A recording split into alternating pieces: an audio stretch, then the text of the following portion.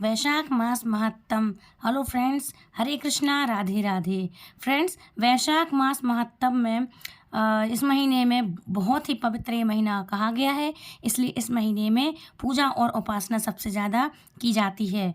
मुख्य रूप से इस महीने में विष्णु जी, परशुराम जी और देवी जी की आराधना करने का विधान है। साल में एक बार हमारे प्यारे श्री बांके बिहारी जी भी महाराज के दर्शन होते हैं, जो चरण दर्शन होते हैं वो भी इसी महीने में किए जाते हैं। इसी महीने में साल में एक बार उनके दर्शन दिखाए जाते हैं।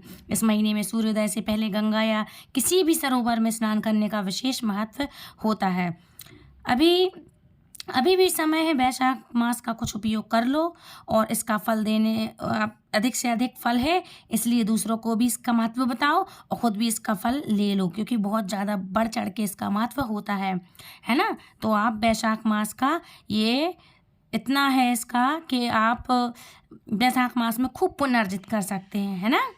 तो फ्रेंड्स, वैशाख मास 21 के बारे में राजा पुरुष की पावन कथा को हम सुन रहे थे। अक्षय तृतीया वाले दिन भगवान श्री हरि विष्णु ने उन्हें दर्शन दिए। अब आज इस अध्याय में भागवत भक्ति के लक्षण तथा वैशाख स्नान की प्रतिमा के साथ गंगा सप्तशती की महिमा की कथा को सुनेंगे। तो शुरू करते हैं। सूत जी महाराज अभी ऋषियों को भगवान भक्ति के लक्षण तथा वैशाख स्नान की महिमा बताते हुए राजा अम्बरीश और नारद मुनि को वृतांत सुनाते हैं। सूत जी महाराज बोले, एक समय राजा अम्बरीश ने नारद जी से बोला, हे मुनि शेष, आप संपूर्ण लोकों में अनुग्रह करने वाले अपने भगवान विष्णु के सगुण और निर्गुण ध्यान का वर्णन किया। आपने सगुण और निर्गुण ध्यान का वर्णन किया। अब आप भक्ति का लक्षण बतलाइए। साधुओं पर कृपा करने वाले हे देव ऋषि, मुझे यह समझाइए कि किस प्रकार मनुष्य को कब, कहाँ, कैसे और किस प्रकार की भक्ति करनी चाहिए। इसके बाद सूत जी महाराज बोले, राजाओं में श्रेष्ठ महाराज अम्बरीश के यह वचन सुनकर देव ऋषि नारद जी को बड़ी प्रसन्नता हुई। वे उससे बोले, राजन सुनो, भगवान की भक्ति समस्त पापों का नाश करने वाली है। मैं तुमसे उस भक्ति का भली भांति वर्णन करता हूँ। भक्ति अनेक प्रकार की बताई गई है। कौन कौन सी भक्ति होती है? मानसी भक्ति, वाचिक भक्ति, कायिक भक्ति, अलौकिक भक्ति, वैदिक भक्ति तथा आध्यात्मिक भक्ति। ध्यान धरना, बुद्धि तथा वेदार्थ के चिंतन द्वारा जो भगवान विष्णु को प्रसन्न करने वाली है भक्ति की जाती है, उसे मानसिक भक्ति कहते हैं। मतलब दिमाग से की गई अर्थात मन से की गई भक्ति। दिन रात वेद मंत्रों के उच्चारण, जाप तथा उपनिषद वेद आदि के पाठ में जो भगवान की प्रसन्नता के लिए की जाती है, उसका नाम वाचिक भक्ति है। अर्थात मुख से की गई भक्ति, जो बोलकर जिनके मंत्र उच्चारण करते हैं ना, बोलकर की गई व्रत, उपासना और नियमों के पालन तथा पांचों इंद्रियों के संयम द्वारा की जाने वाली आराधना, जो कि शरीर के साथ होने के कारण कायिक भक्ति की गई है। ये सब प्रकार की सिद्धियों को देने वाली है। मतलब जो हम शरीर से कर रहे हैं, पाठ अर्थात आदि उपचार, नित्यवाद, गीत, जागरण तथा पूजन आदि के द्वारा जो भक्ति की जाती है, उसे अलौकिक भक्ति कहते हैं। ऋग्वेद, यजुर्वेद और सामवेद के जप, संहिता के अध्ययन आदि तथा भविष्य की आहुति, यज्ञ आदि के द्वारा की जाने वाली उपासना का नाम वैदिक भक्ति है। ध्वज पुरुषों ने अमावस्या, पूर्णिमा तथा विषु योग, जब रात और दिन बराबर हो, तुला और मेष की संक्रांति आदि के दिन जो याद करने का आदेश दिया है, वह वैदिक भक्ति का साधन है। अब मैं योग जन्य आध्यात्मिक भक्ति का वर्णन करता हूँ, सुनो। योजन भक्ति का साधक सदा अपनी इंद्रियों को संयम में रखकर प्राणायाम पूर्वक ध्यान किया जाता है। विश्व से अलग रहता है। वो ध्यान में देखता है भगवान का मुख अनंत तेज से चमक रहा है। यह सब वो ध्यान कर रहा है। ठीक है, भक्त को यह करना है। उनकी कमर के ऊपरी भाग तक लटका हुआ यगो पवित्र शोभा पा रहा है। आप भी इस समय आंखें बंद करके सोचिए कि हमारे भगवान कैसे दिख रहे हैं। सोचिए, भगवान का मुख तेज से चमक रहा है। उनकी कमर के ऊपर भाग भाग तक लटका हुआ यज्ञ पवित्र बहुत सुंदर शोभा पा रहा है। उनका शुक्ल वर्ण है, उनकी 4 भुजाएं हैं, उनके हाथों में वरद और अभय की मुद्रा है। वे पीताम्बर धारण किए हुए हैं, उनके नेत्र बहुत सुंदर हैं, वो प्रसन्नता से परिपूर्ण दिखाई देते हैं। हे राजन, इस प्रकार योग युक्त पुरुष अपने हृदय में परमेश्वर का ध्यान करता है। जैसे जलती अग्नि लकड़ी को भस्म कर डालती है, उसी प्रकार भगवान की भक्ति मनुष्य के सभी पापों को नष्ट कर देती है। भगवान श्री विष्णु की भक्ति साक्षात सुधा का रस है, संपूर्ण रसों का एकमात्र सार है। इस पृथ्वी पर मनुष्य जब तक उस भक्ति का श्रवण नहीं करता, उसका आश्रय नहीं लेना चाहिए, तभी तक उसे सैकड़ों बार जन्म मृत्यु और जरा के आघात से होने वाले नाना प्रकार के दैहिक दुख प्राप्त होते हैं। यदि महान प्रभावशाली भगवान अनंत का कीर्तन और स्मरण किया जाए तो वे समस्त पापों का नाश कर देते हैं। ठीक उसी तरह जैसे वायु, मेघ तथा सूर्यदेव अंधकार का विश्वास कर डालते हैं। राजन, देख लो, पूजा, यज्ञ, तीर्थ स्नान, व्रत अनुष्ठान, तपस्या और नाना प्रकार के कर्मों से भी अंतकरण की वैसी शुद्धि नहीं होती जैसे भगवान अनंत का ध्यान करने से होती है। नरनाथ, जिसमें पवित्र यश वाले तथा अपने भक्तों को भक्ति प्रदान करने वाले विशुद्ध स्वरूप धारण भगवान विष्णु का कीर्तन होता ही है। कथाएं शुद्ध हैं तथा वे ही यथार्थ, वे ही लाभ पहुंचाने वाली और वे ही हरि भक्तों के कहने सुनने योग्य हैं। भूमंडल के राज्य का भार संभालने वाले धीर चित महाराज अम्बरीश, तुम धन्य हो, क्योंकि तुम्हारा हृदय पुरुषोत्तम भगवान के ध्यान में एक तान हो रहा है तथा सौभाग्य व लक्ष्मी से सुशोभित होने वाली तुम्हारी नाटक बुद्धि श्री कृष्णचंद्र की पुण्यमयी लीलाओं के श्रवण में पवित्र हो रही हैं। हे भूपति, भक्तों को वरदान देने वाले अविनाशी भगवान श्री विष्णु की भक्ति पूर्वक आराधना किए बिना अहंकार वश अपने को ही बड़ा मानने वाले पुरुष का कल्याण कैसे होगा। भगवान माया के जन्मदाता हैं, उन पर माया का प्रभाव नहीं पड़ता। साधु पुरुष उन्हें अपनी भक्ति के द्वारा प्राप्त करते हैं। इस बात को तुम भी जानते हो। राजन, धर्म का कोई तत्व ऐसा नहीं है जो तुम्हें पता ना हो, फिर भी उनके चरण ही तीर्थ हैं। उन भगवान की चर्चा का प्रसंग उठकर जो तुम उनकी सरस कथा को, समस्त कथाओं को मुझसे विस्तार के साथ पूछ रहे हो, उनमें यही कारण है कि तुम वैष्णव का गौरव बढ़ाना चाहते हो, मुझ जैसे लोगों को आदर दे रहे हो। साधु संत जो एक दूसरे से मिलने पर अधिक श्रद्धा के साथ भगवान अनंत के कल्याणमयी गुणों का कीर्तन और श्रवण करते हैं, उससे बढ़कर परम संतोष की बात तथा पुण्य मुझे और किसी चीज में दिखाई नहीं देता। ब्राह्मण, गौ, सत्य, श्रद्धा, यज्ञ, तपस्या, शांति, स्मृति, दया, दीक्षा और संतोष, ये सब श्री हरि के स्वरूप हैं। सूर्य, चंद्रमा, वायु, पृथ्वी, जल, आकाश, दसों दिशाएं, ब्रह्म, विष्णु, रुद्र तथा संपूर्ण प्राणी उस परमेश्वर के स्वरूप हैं। इस चर अचर जगत को उत्पन्न करने की शक्ति रखने वाले वे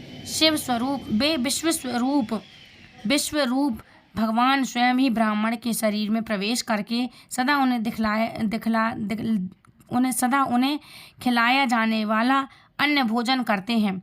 इसलिए जिनकी चरण रेणु तीर्थ के समान है, भगवान अनंत ही उनके आधार हैं, जो संपूर्ण प्राणियों की आत्मा तथा पुण्यमय लक्ष्मी के सर्वस्व हैं। उन ब्राह्मणों का आदर पूर्वक पूजन करो। जो विद्वान ब्राह्मण को विष्णु बुद्धि से देखता है, वही सच्चा वैष्णव है तथा वही अपने धर्म में भली भांति स्थिर माना जाता है। तुमने भक्ति के लक्षण सुनने के लिए प्रार्थना की, सो अब मैंने तुम्हें सुना दिया।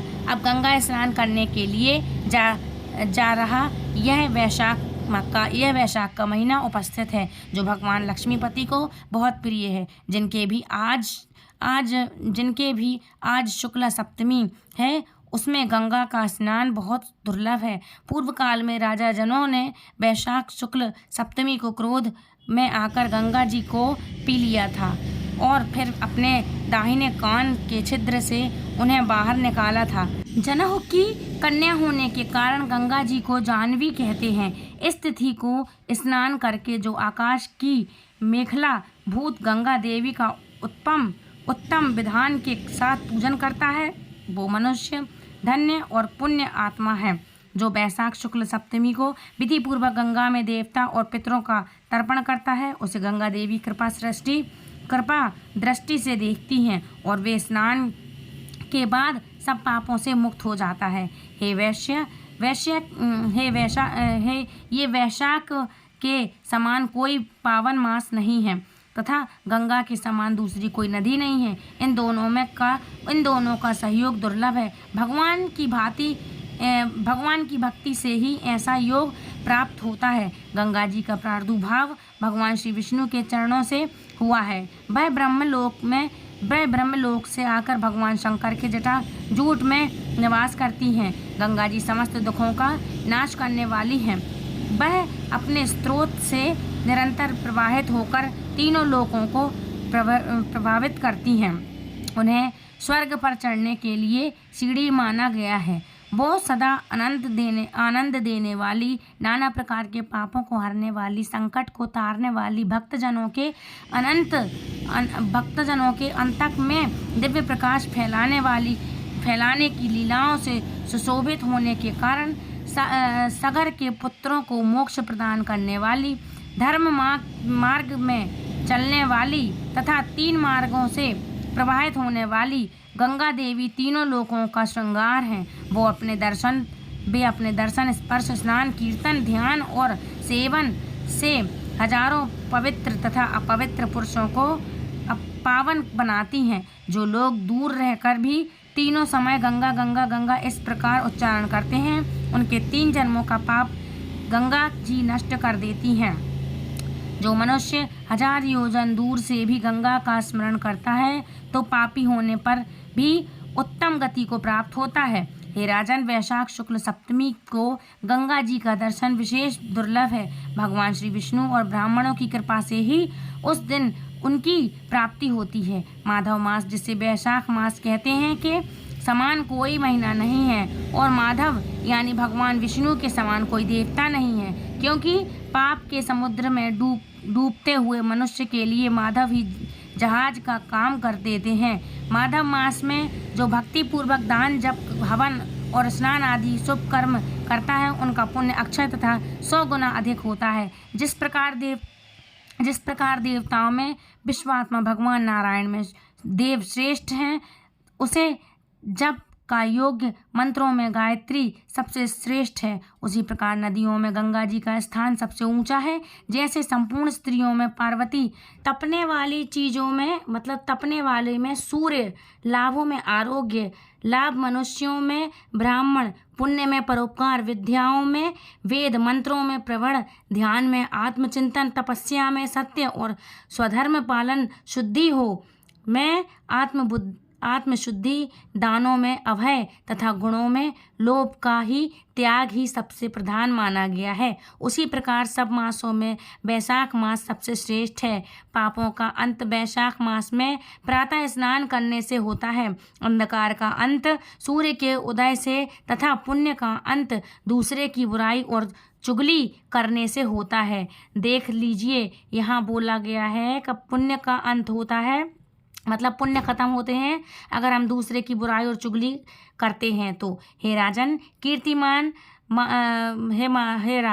कार्तिक मास में जब सूर्य तुला राशि में स्थित हो, उस समय जो स्नान, दान आदि पुण्य कर्म किया जाता है, उसका पुण्य परात गुना अधिक होता है। माघ मास में जब मकर राशि पर सूर्य हो तो कार्तिक की अपेक्षा भी 1000 गुना उत्तम फल मिलता है, और वैशाख मास में मेष की संक्रांति होने पर माघ से भी 100 गुना अधिक पुण्य मिलता है। देखिए, कार्तिक से उत्तम माघ और माघ से उत्तम वैशाख जो बताया गया है। देही मनुष्य पुण्य आत्मा और धन्य है जो वैशाख मास में प्रातःकाल स्नान करके विधि विधान से भगवान लक्ष्मीपति की पूजा करते हैं। वैशाख मास में सवेरे का स्नान, यज्ञ, दान, उपवास, अभिष्य भक्षण तथा ब्रह्मचर्य का पालन ये महान तपों का नाश, महान पापों का नाश करने वाला है। राजन, कलयुग में वैशाख की महिमा गुप्त नहीं रहने वाली, क्योंकि उस समय वैशाख स्नान का महत्व अश्वमेघ यज्ञ अनुष्ठान से भी बढ़कर है। कलयुग में परम पावन अश्वमेघ यज्ञ नहीं हो सकता, लेकिन उस समय वैशाख मास का स्नान ही अश्वमेघ यज्ञों के समान विविध है। कलयुग के अधिकांश मनुष्य पापी होंगे, उनकी बुद्धि पाप में ही अति होगी, मतलब ज़्यादा होगी। अतः वो अश्व के पुण्य को जो स्वर्ग और मोक्ष रूप फल देने वाला है, और नहीं जान सकेंगे हम कि उस समय के लोग अपने पापों के कारण नरकों में पड़ेंगे। इसलिए कलयुग में अश्वमेघ का प्रभाव कम कर दिया गया और वैशाख मास का विधान किया गया। इस वैशाख मास महात्म अध्याय 22 संपूर्ण हुआ। कल वैशाख मास महात्म अध्याय 23 में आगे की कथा सुनेंगे। देखिए, इस पावन कथा को सुनने से ही पुण्य तो मिल ही रहा है, कितना ज्ञान भी बढ़ रहा है, कितनी चीज़ें हमें पता भी नहीं थी लेकिन हमें पता चल रही हैं, है ना। अंत में फिर याद दिलाना चाहूँगी, जीवन क्षणभंगुर है और इस जीवन का अधिक से अधिक लाभ उठाओ, ज़्यादा से ज़्यादा नाम जाप करो, हरे कृष्ण महामंत्र का जाप करो। महामंत्र क्या है? हरे कृष्ण कृष्ण कृष्ण हरे हरे, हरे राम राम राम हरे हरे। प्लीज़ इस चैनल को सब्सक्राइब करो, please like, share and comment. Thank you. Radhe Radhe, Hare Krishna, Hari बोल।